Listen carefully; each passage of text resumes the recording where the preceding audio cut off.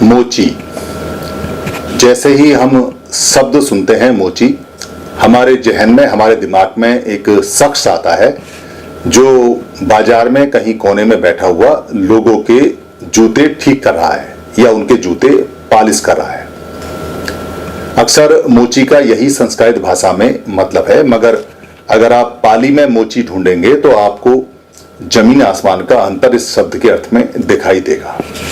आपने एक शब्द सुना होगा, संकट मोचक या संकट मोचन। यानी कि संकट मोचन जो कहते हैं, वो कहते हैं कि संकट में जो हमें बचाए, जो संकट से मुक्ति दिलाए, उसको संकट मोचक कहते हैं। और मोचन जो होता है वो बोलते हैं मुक्ति को, यानी कि जो मुक्ति दिलाए उसे मोचन बोलते हैं। और जो मुक्ति प्राप्त कर लेता है उसको बोलते हैं मोची। अब सवाल ये उठता है कि मुक्त किस चीज से हुए हैं? अपने पाप से, अपने राग से, अपने जो देश हैं, जो मोहमूर्ता के जो बंधन हैं, जो ईर्ष्या क्रोध है, जो लालच है, उससे मुक्त हुए हैं। उससे मुक्त हुए किसी भी व्यक्ति को जो अर्थ होता है उसको मोची बोला गया है।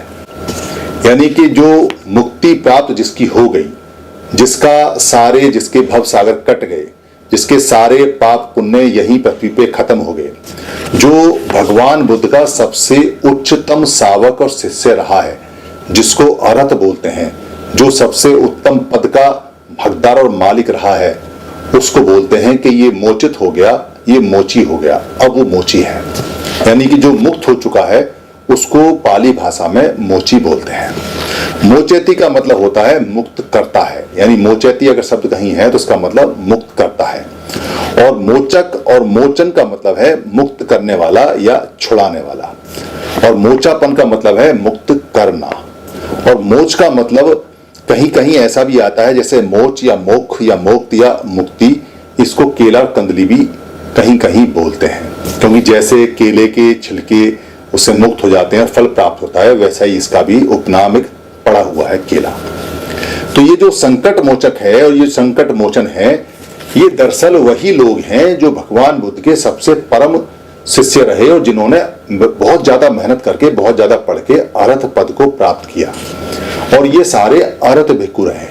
अगर आपको कोई अरहत भिक्खु मिले और सामने अरहत भिक्खु जाए तो आप उसको कैसे कह सकते हैं कि वो मोची है, क्योंकि मोची जो होता है, जो मुक्त हो चुका हुआ होता है, उसको मोची बोलते हैं।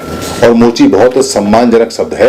संस्कृत भाषा में बाद में खास तौर से जो पाली के सबसे ऊंचे शब्द हैं, जो सबसे गौरव वाले शब्द हैं, उनकी क्योंकि शिक्षा चली गई और यहाँ से भगवान बुद्ध की जो शिक्षाएं वो चली गई, उनके सावक जो शिष्य संघ था वो चला गया, उनकी जो मूर्तियां थी वो तोड़ दी गई, खंडित कर दी गई, तो वो शब्द भी गाली बन गए।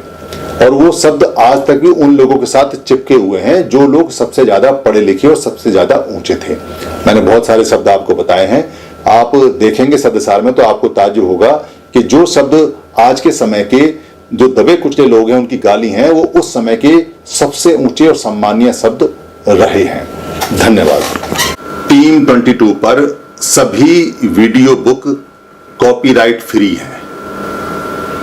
आप अपने पोर्टल पर, अपने यूट्यूब पर, अपने फेसबुक पर या किसी भी जो भी ऐप है उस पर आप यहां से डाउनलोड कर टीम 22 से या फेसबुक से या मेरे पेज से कहीं से भी कोई भी वीडियो ले सकते हैं, उसको डाउनलोड कर सकते हैं। उसमें अपने नाम का कुछ भी ऐड कर सकते हैं या अपनी कमेंट्री कर सकते हैं।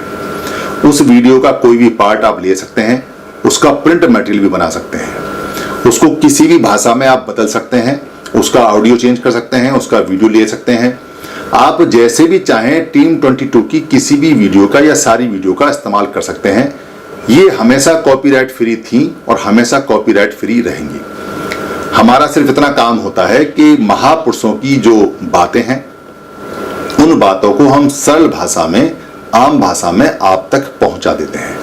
अब आगे आपका काम है कि आप अपनी भाषा में बदल के या ऐसा का ऐसा शेयर करके या इसको आगे भेजकर या इसका लिंक भेजकर या इसमें से कोई भाषा बदलकर या इसको प्रिंट कर या इसको लोड कर या डाउनलोड कर या इसको टीवी में बच्चों को दिखाकर या किसी को गिफ्ट कर जैसे भी चाहें वैसे इसको आगे पहुंचाएं।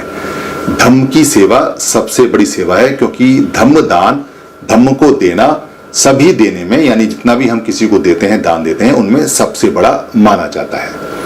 अगर आपको लगता है किसी वीडियो में कोई परेशानी है तो आप हमें लिख के भेज दीजिए, हम दूसरा वीडियो बनाकर आपको भेज देंगे। आप धम्म की सेवा में सहायक बने, धम्म आपको खूब लाभ देगा, धम्म आपको लाभ देगा, आप धम्म को लाभ देंगे, ये दोनों इंटरचेंज है। यही धम्म की प्राकृतिक नियम है। धन्यवाद।